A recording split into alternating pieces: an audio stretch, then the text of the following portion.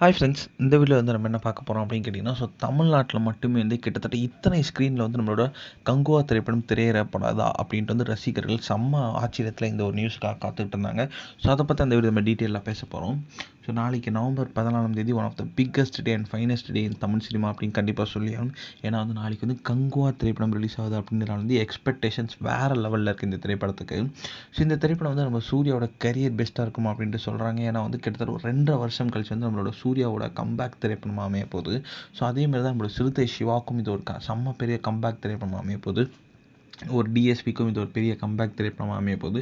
So இந்தமாரி வந்து ஏகப்பட்ட பேருக்கு வந்து இந்த திரைப்படம் வந்து செம்ம பெரிய ஒரு திருப்பு முனையாக இருக்கும் அப்படின்னு சொல்லலாம். ஸோ இந்த திரைப்படத்தை வந்து நம்ம சூர்யா கூட சேர்ந்து ஒரு நட்டி நட்ராஜன், ஒரு பாபி தயால், ஒரு தீஷா பதானி, ஒரு யோகி பாபு, ரெடின் கிங்ஸ்லி, இந்த மாதிரி வந்து ஏகப்பட்ட கதாபாத்திரங்கள் இந்த திரைப்படத்தில் ரொம்ப ரொம்ப முக்கியமான ரோலில் நடிச்சிருக்காங்க.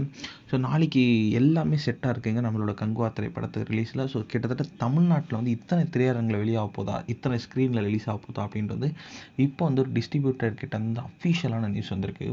அதாவது நம்ம தமிழ்நாட்டில் மட்டுமே வந்து கிட்டத்தட்ட வந்து 727 ஸ்க்ரீனில் வந்து ரிலீஸ் ஆக போகுதுங்க. ஸோ இது வந்து செம்ம பெரிய ஒரு அப்டேட் அப்படின்னு கண்டிப்பாக சொல்லி ஆகணும்.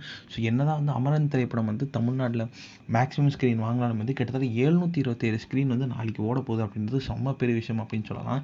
ஸோ ஃபஸ்ட் டேயில் வந்து தமிழ்நாடு கிராஸ் வந்து செம்ம பெரிய ஒரு நாளைக்கு ஒரு ரெக்கார்ட் பண்ண போகுது அப்படின்றது எந்த ஒரு சந்தேகமே இல்லைங்க. ஸோ அதனாலே வந்து இந்த திரைப்படத்து எக்ஸ்பெக்டேஷன்ஸ் ரொம்ப ரொம்ப அதிகமாகவே இருக்குது.